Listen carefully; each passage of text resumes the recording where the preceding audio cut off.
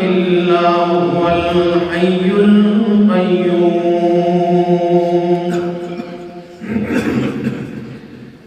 سبحان ربك رب العزة عما يصفون وسلام على المرسلين والحمد لله رب العالمين. انتہائی معزز سامعین، سورہ آل عمران تیسرا پارہ، اس کی ابتدائی چند باتیں آپ کے سامنے عرض کی تھی پچھلے درس میں، جو آپ کو سمجھ آنے والی باتیں تھیں. اس سورت کے اندر نصارہ عیسائیوں کے شبہات کے جوابات دیے گئے، اور پہلا شبہ ان کا یہ تھا کہ حضرت عیسیٰ علیہ السلام کو ابن اللہ کہا گیا، کلمۃ اللہ کہا گیا، روح اللہ کہا گیا. اس بات پر دلالت ہے کہ حضرت عیسیٰ علیہ السلام اللہ کے نائب تھے. تو جب نائب تھے تو وہ متصرف بھی تھے، اور جب متصرف تھے تو پھر اس کا حق بنتا ہے کہ ان کی عبادت کی جائے. اس بات میں ہم حق بجانب ہیں کہ ہم عیسیٰ علیہ السلام کی عبادت کرتے ہیں. تو اس شبہ کا جواب دیا گیا کہ اگر انہیں ابن اللہ کہا گیا، انہیں کلمۃ اللہ کہا گیا، انہیں روح اللہ کہا گیا، تو کلمۃ اللہ کا مطلب یہ ہے کہ یہ وہ کلمہ جو اللہ رب العزت نے حضرت عیسیٰ علیہ السلام کی والدہ کے لیے ارشاد فرمایا، اور اس کلمے سے مراد کلمہ کن ہے کہ حضرت عیسیٰ علیہ السلام بن گئے. روح اللہ سے مراد یہ ہے کہ ان میں جو روح آئی ہے یہ اللہ کی طرف سے آئی ہے، یہ اللہ کی حکم سے یہ روح آئی ہے، ان کو اللہ نے پیدا کیا ہے. اور ابن اللہ اگر کہا گیا تو قرآن کریم کے اندر کچھ آیات وہ ہیں جو محکمات ہیں، جن کا معنی اور مفہوم واضح ہیں، اور عقیدے کی بنیاد جب رکھی جائے گی تو وہ محکمات آیات پہ رکھی جائے گی. اور کچھ آیات متشابہات ہیں جن کا معنی صحیح بھی ہو سکتا ہے اور خراب بھی ہو سکتا ہے. تو پھر ان آیات کا ترجمہ اور اس کا معنی ہم کریں گے محکمات کو دیکھ کر، کہ جب ہم ان آیات کا ترجمہ کریں گے تو محکمات کو دیکھیں گے کہ ان کے ساتھ اس معنی کا کوئی ٹکراؤ تو نہیں آ رہا. اگر محکمات کے معنی کے ساتھ کوئی ٹکراؤ ہوگا تو وہ معنی ہم چھوڑ دیں گے. انشاءاللہ آگے اور اعتراضات کے جوابات دیے جائیں گے. لیکن پہلے شبہ کہا کہ حضرت عیسیٰ علیہ السلام چونکہ اللہ کا اتنا گہرا ان سے تعلق معلوم ہوتا ہے، اس لیے وہ عبادتوں کے لائق ہے. تو فرمایا، اس کا رد کیا، الف لام میم، یہ حروف مقطعات ہیں، ان کا مراد اللہ ہی جانتا ہے. کسی نے کہا الف سے اللہ، لام سے جبریل، ٹھیک ہے، میم سے محمد صلی اللہ علیہ وسلم، لیکن صحیح معنی مفہوم کسی کو معلوم نہیں ہے. اللہ لا الہ الا ہو، اللہ ایک ہی ہے، لا الہ الا ہو، کوئی الہ نہیں ہے، کوئی حاجت روا نہیں ہے، کوئی مشکل کشا نہیں ہے.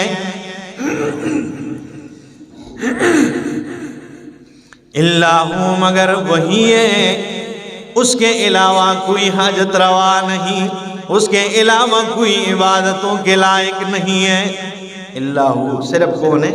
وہی ہے الحی القیوم، جو زندہ ہے، القیوم، ساری کائنات کو قیام دینے والا ہے، ساری کائنات کو تامنے والا ہے، زمین و آسمان کا مالک ہے.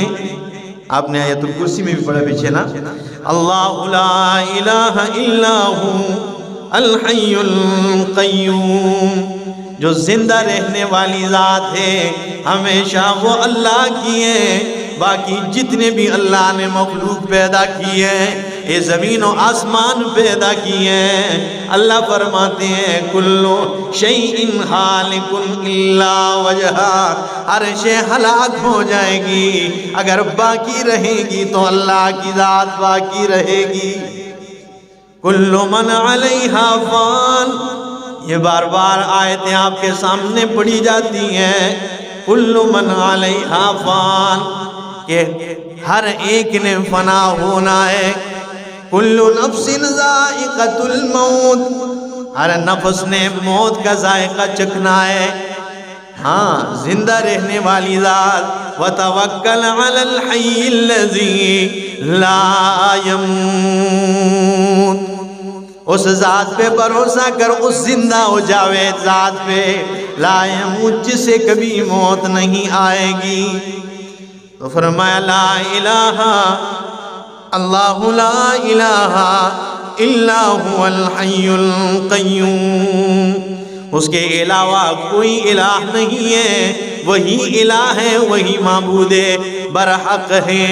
الحی القیوم، جو زندہ ہے، اور القیوم ساری کائنات کو قیام دینے والا ہے، قائم رکھنے والا ہے۔ ٹھیک ہے، تو یہ دلیل عقلی دی ہے، یہ عقل بھی تسلیم کرتا ہے کہ بھئی یہ کائنات کے نظام کو چلانے والا کوئی ذات تو ہے۔ یہ دلیل عقلی پیش کیا ہے دعوی توحید پر، اور پہلے دعوی توحید پیش کیا، دیکھیں سورت کی ابتدا میں، ٹھیک ہے، تاکہ پتہ چل جائے کہ بھئی توحید سے آپ پہلے کوئی چیز نہیں ہے، پہلے دعوی توحید پھر اس پہ عقلی دلیل، آگے پھر یہ دلیل وہی ذکر کیا جا رہا ہے۔ نزل علیک الکتاب بالحق، نزل نازل کیے علیک الکتاب، تیرے اوپر کتاب، بالحق، اہل اظہار الحق، حق کے اظہار کرنے کے لیے، حق کو ظاہر کرنے کے لیے، تاکہ لوگوں کو حق واضح ہو جائے۔ مصدقا، تصدیق کرنے والی ہے، لما بین یدیہ، جو اس سے پہلے یہ کتابیں، ٹھیک ہے، لما بین یدیہ، جو ان کے پاس ہے، ان کی تصدیق کرنے والی نصارہ یہود کے پاس۔ وَأَنزَلَ التَّوْرَاةَ، یہ اب دلیل نقلی ہے، اور توریت کو نازل کیا ہے، وَالْإِنْجِيلَ، اور انجیل کو نازل کیا ہے۔ یہ تو تیرے اوپر وہ کتاب نازل کی گئی ہے جو ان کی کتابوں کی بھی تصدیق کرتی ہیں، اور اللہ نے توریت کو اتارا، انجیل کو اتارا۔ تو نصارہ کہنے لگے رسول اللہ صلی اللہ تعالی علیہ وسلم سے کہ اگر تمہاری کتاب قرآن مجید میں ہماری کتابوں کی تصدیق موجود ہے تو پھر ہمیں ان کتابوں پہ ایمان لانے کے لیے چھوڑ دینا، ہمیں چھیڑنے کی ضرورت کیا ہے؟ اگر تمہاری کتاب پہ سوال تو بنتا ہے نا بھائی، اگر تم قرآن میں ہیں کہ بھائی توریت انجیل حق کتابیں ہیں، تو پھر اگر ہم اسی پہ چلتے ہیں تو پھر ہمیں کیوں چھیڑتے ہو؟ تو آگے فرمایا یہ مطلب نہیں ہے کہ ابھی بھی تم نے انہی کتابوں پہ ایمان تو سب پہ رکھنا ہے، لیکن عمل اور عقیدہ قرآن پہ اپنانا ہے۔ آگے اللہ نے فرمایا من قبل، توریت تو نازل کیا ہے، انجیل کو میں نے نازل کیا ہے، لیکن من قبل، اس سے پہلے نازل کیے، قرآن سے پہلے، ھدی للناس، لوگوں کے لیے ہدایت اس سے پہلے نازل کی تھی، ٹھیک ہے۔ اور یہ آپ دیکھ لیں سورہ بنی اسرائیل میں، سبحان الذی اسری بعبدہ لیلا من المسجد الحرام الى المسجد الاقصى الذی بارکنا حولہ لنریہ من آیاتنا انہ هو السمیع البصیر۔ یہ آیت نمبر 2 سورہ بنی اسرائیل میں فرمایا وَآتَيْنَا مُوسَى الْكِتَابَ، ہم نے موسیٰ علیہ السلام کو کتاب دی، وَجَعَلْنَاهُ هُدًى لِبَنِي اسرائیل، اور اسے ہم نے ہدایت بنا دی ہے، لیکن لبنی اسرائیل، بنی اسرائیل کے لیے، ٹھیک ہے۔ تو یہ چیز ہے کہ بھائی وہ نازل کی تھی، لیکن ابھی اگر ایمان رکھو گے تو صرف قرآن کریم پہ عمل پیرا ہوں گے، ٹھیک ہے نا؟ ہاں یہ چیز ہے، ایمان سب کتابوں پہ ہے کہ وہ نازل شدہ ہے، لیکن تم نے کیا کیا ہے اس میں، اور تم نے چھوڑا کہاں ہے؟ توریت کو تم نے کہاں صحیح اپنی حالت میں چھوڑا ہے؟ انجیل کو کہاں؟ انجیل کے 5 نسخے ہیں، ایک پادری کہتا ہے یہ والا نسخہ ٹھیک ہے، دوسرا کہتا ہے یہ والا ٹھیک ہے، تیسرا کہتا ہے یہ والا ٹھیک ہے، اس میں تم نے رد و بدل کیے۔ یہ تو قرآن ہے کہ اللہ نے فرمایا اِنَّا نَحْنُ نَزَّلْنَا الذِّكْرَ وَإِنَّا لَهُ لَحَافِظُونَ۔ اس قرآن میں رد و بدل کرنے والے زمین کے نیچے دب گئے لیکن قرآن کو تبدیل نہ کر سکے۔ ہر بندہ کوشش تو کرتا ہے میں اپنے پسند کا معنی کروں، لیکن کہاں کر سکتا ہے؟ ٹھیک ہے، اشاعت التوحید کے علماء تو خاص کر کے تیار بیٹھے ہیں، کوئی غلط کرے گا گرفتار کریں گے۔ تو فرمایا نزل علیک الکتاب بالحق مصدقا لما بین یدیہ وانزل التوراۃ والانجیل من قبل، اس سے پہلے ھدی للناس، لوگوں کے لیے ہدایت بھیجے، وانزل الفرقان، اور قرآن نازل کیا ہے۔ اسے فرقان اس لیے کہا ہے یہ وہ کتاب ہے جو حق و باطل کے درمیان میں فرق کرنے والی ہے، جو حق و باطل کو آپس میں جدا کر دیتی ہے۔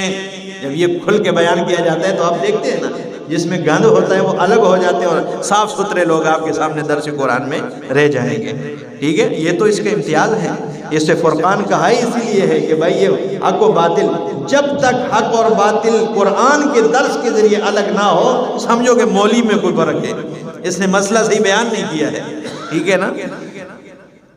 تو فرمایا وَأَنزَلَ الْفُرْقَانَ، فرقان کو نازل کیا ہے۔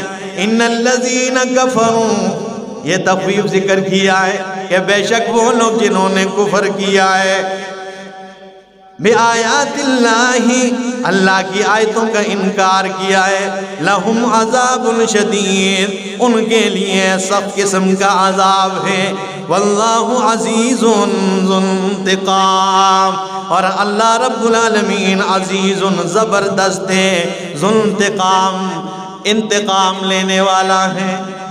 اللہ ٹھیک ہے نا، زبردست ہے اور کیا ہے؟ انتقام لینے والا ہے، بدلہ لینے والا ہے۔ وہ ایک شاعر نے کیا کہا، تو مشو مغرور بر حلم خدا، دیر گیرد سخت گیرد مرتورا، وہ اللہ کی اس میں ربانی پہ مغرور نہ ہو، وہ دیر سے پکڑتا ہے لیکن سخت پکڑتا ہے۔ ان بطش ربک لشدید، ٹھیک ہے؟ اللہ کیا ہے؟ لہم عذاب شدید، ان کے لیے دردناک عذاب ہے۔ کیا؟ اور ایک دوسرا ایک شعر ہے، او است سلطان ہرچ خواہد آکند، او است سلطان ہرچ خواہد آکند، حال میرا درد میں ویرا کند۔ وہ تو ایسا سلطان ہے، ایسا بادشاہ ہے کہ وہ جو چاہتا ہے کرتا ہے، اگر چاہے تو پورے عالم کو ایک لمحے میں ملیا میٹ کر جائے، ٹھیک ہے؟ اگر وہ چاہے نا تو ایک لمحے میں عالم کو کیا کر دے؟ ہاں، نیست و نابود کر دے۔ تو فرمایا وہ دردناک قسم کے عذاب دینے من کے لیے دردناک عذاب ہے۔ واللہ عزیز ذو انتقام، اور اللہ زبردست ذو انتقام بدلے والا ہے۔ ان اللہ لا یخفی علیہ شیء، بے شک اللہ سے کوئی چیز چھپی نہیں ہے۔ اگر اللہ سے کوئی چیز مخفی نہیں ہے تو آپ کہیں گے کہ بھائی پھر عالم الغیب کیسے بن گیا؟ جو نعرے لگاتے ہو بھائی اللہ عالم الغیب ہے، اللہ عالم الغیب ہے، جب کوئی چیز اس سے چھپی نہیں، غائب ہے ہی نہیں، تو عالم الغیب کیسے؟